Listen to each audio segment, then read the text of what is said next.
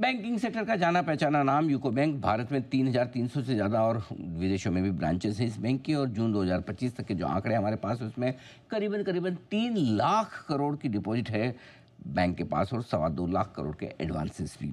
आइए आपकी मुलाकात करवा रहे हैं हम कंपनी के मैनेजिंग डायरेक्टर, बैंक के मैनेजिंग डायरेक्टर और सीईओ अश्विनी कुमार साहब हमारे साथ कार्यक्रम में शामिल हो रहे हैं। इंडियन बैंक में आप एग्जीक्यूटिव डायरेक्टर के पद पर रह चुके हैं। प्रोफेशन से आप चार्टर्ड अकाउंटेंट हैं। कॉमर्स में आपने पोस्ट ग्रेजुएशन किया है। Indian institute of banking and finance से आप सर्टिफाइड भी हैं। नंबर्स आए कल बाजार के दौरान आ गए थे, वैसे नंबर 1 बजे के आसपास एक बार जल्दी से आपके सामने रख दूं। नेट इंटरेस्ट इनकम 6.5% बढ़कर आई है बैंक की। वहीं मुनाफे में रही है 10% की बढ़त। ग्रोस और नेट लेवल पर एनपीए थोड़े से बेहतर हुए हैं तिमाही दर तिमाही। एसेट क्वालिटी सुधरी है। प्रोविजनिंग हल्की सी बढ़ी है, साल दर साल 460 करोड़ से 616 करोड़, और तिमाही दर तिमाही तो घटकर आई है 663 करोड़ से 616 करोड़। आइए स्वागत करते हैं अश्विनी कुमार साहब का। सर गुड मॉर्निंग, बहुत बहुत स्वागत है आपका। धन्यवाद हमें समय देने के लिए। सबसे पहले एसेट क्वालिटी पर ही एक बार राय लेना चाहता हूं आपसे। फिर से सुधार देखने को मिला है एसेट क्वालिटी में, अगर हम देखें तिमाही दर तिमाही तो। बताएं सर, क्या खास वजह रही है दोनों ग्रॉस और नेट लेवल पे एनपीए सुधरने के पीछे? धन्यवाद अनिल जी, हमें अपने चैनल पे समय देने के लिए। अनिल जी, यदि आप देखेंगे तो हमारा जो ग्रॉस एनपीए और नेट एनपीए का जो ट्रेंड है, पिछले कई क्वार्टर से लगातार हमारा ट्रेंड इंप्रूवमेंट की तरफ है। और ग्रॉस एनपीए और नेट एनपीए का जो गिरावट है, बेसिकली दो फैक्टर्स हैं। एक तो हमने पिछले 2 साल के अंदर हमारी जो स्लिपेज रेशो को बहुत कंट्रोल किया है। आज से 2 साल पहले यदि आप देखेंगे तो हमारी स्लिपेज रेशो 1.75% होती थी, जो अब घट के धीरे धीरे करके 1 to 1.25 की रेंज में आ गई है। अभी इस क्वार्टर में भी जो अपने पूरे साल की जो गाइडेंस दी है 1 to 1.25% की, इस क्वार्टर की जो स्लिपेज रेशो भी 1.18 के एनुअलाइज बेसिस पे है। दूसरा फैक्टर ये है कि हमारी जो total recovery and upgradation slippage से हमारी ओवरऑल स्लिपेज से ज्यादा चल रहा है, तो जिसकी वजह से हमारा ग्रॉस एनपीए कम हो रहा है और प्रोविजनिंग हम कर रहे हैं, एंड हमारी प्रोविजनिंग कवरेज रेशो भी क्वार्टर ऑन क्वार्टर इंप्रूव हो रही है। नाउ प्रोविजनिंग कवरेज रेशो जो हमारी 96% के आसपास आ गई है, और टेंजिबल प्रोविजनिंग कवरेज रेशो 86% के आसपास आ गई है। तो इससे हमारा जो नेट एनपीए में भी काफी कमी आई है। तो नेट लेवल पर एनपीए और ग्रॉस लेवल पर एनपीए दोनों ही बेहतर होते हुए दिखे। अब आते हैं सर क्रेडिट ग्रोथ की। आपने टारगेट पूरे वित्त वर्ष 2026 के लिए जो दिया है कि आप 12 से 14% ग्रोथ करेंगे, लेकिन उसके सामने 16.5% की ग्रोथ आई इस तिमाही में। काफ़ी ज़्यादा है आपकी रेंज से भी। क्या खास कारण रहे हैं सर?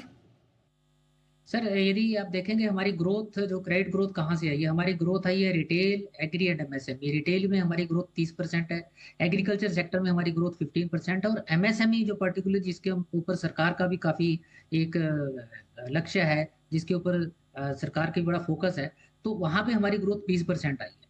तो ये तीन जो हमारे जो सेगमेंट्स हैं, इन्होंने बहुत अच्छा एक इस क्वार्टर में अपनी परफॉर्मेंस दी है। तो रिटेल में भी आप देखेंगे तो हमारा जो सबसे बड़ा जो चैनल है हाउसिंग लोन, उसमें भी 18% की वृद्धि है, और व्हीकल लोन्स के अंदर भी हमारी तकरीबन 66% की ग्रोथ है। और ये सब कारण रहे हमारी जो इस क्वार्टर में जो हमारी ग्रोथ हमारी गाइडेंस से ऊपर रही।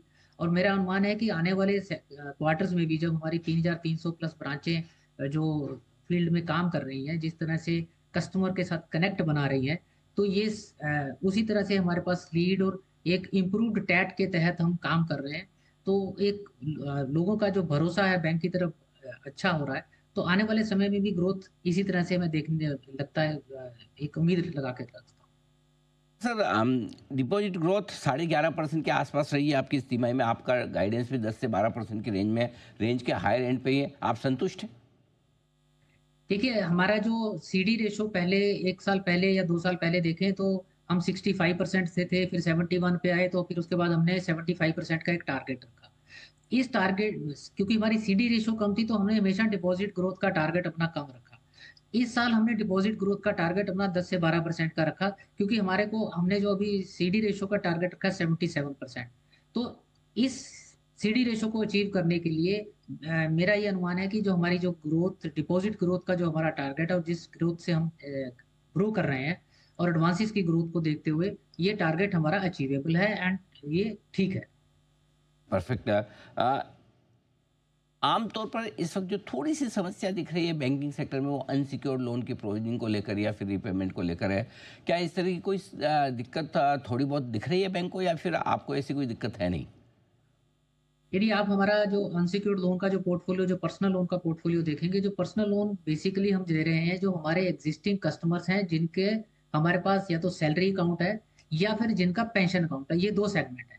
और तीसरा सेगमेंट वो है जहाँ पे हम डिजिटल लैंडिंग कर रहे हैं, जहाँ पे हमारे पास कस्टमर का अकाउंट पिछले 2 या 3 साल से या 4 साल से है और अकाउंट में लगातार ट्रांजेक्शन हो रही हैं, तो ट्रांजेक्शन के बेसिस पे उसकी एक एलिजिबिलिटी निकाल के दे रहे हैं। तो हमारे पास जो अभी तक जो ना तो बहुत ज्यादा कोई डेलिक्वेंसीज हम नहीं देख रहे हैं इसके अंदर पर्सनल लोन सेगमेंट में, और ओवरऑल पोर्टफोलियो भी अराउंड 1% है हमारे टोटल एडवांसेस का। तो ऐसा बहुत बड़ा चैलेंज भी नहीं है, और क्योंकि इन हाउस कस्टमर बेस है और उसका ट्रैक रिकॉर्ड हमारे पास है, तो पर्सनल लोन के अंदर हमारे बैंक के अंदर कोई ऐसा चैलेंज नहीं दिख रहा। ठीक बात है। तो ये आपके लिए ऐसी कोई दिक्कत वाली बात है नहीं। पूरे साल भर के लिए क्या गाइडेंस लेके चल रहे हैं सर आप डिपॉजिट और लोन ग्रोथ का? देखिए सर, शुरुआत साल के शुरुआत में हमने डिपॉजिट की ग्रोथ का 10 से 12% दिया है, तो वही हम मेंटेन करेंगे। और एडवांसेस की ग्रोथ 12 to 14%। पिछले साल भी हमने 12 से 14% की ग्रोथ का टारगेट रखा था, लेकिन एक्चुअल ग्रोथ, क्योंकि हमारा रिटेल एग्री एमएसएमई के अंदर अच्छी ग्रोथ आई, तो हमने 17% से ऊपर की ग्रोथ अचीव की। इस साल भी हमारा टारगेट 12 to 14% ही है। जिस तरह से मार्केट के अंदर थोड़ा सा क्रेडिट का जो अ, कुछ कम हो रहा है, लेकिन हमें उम्मीद है कि रिटेल एग्री एमएसएमई सेगमेंट के तहत हम अपनी ग्रोथ को, इस टारगेट को अचीव कर लें।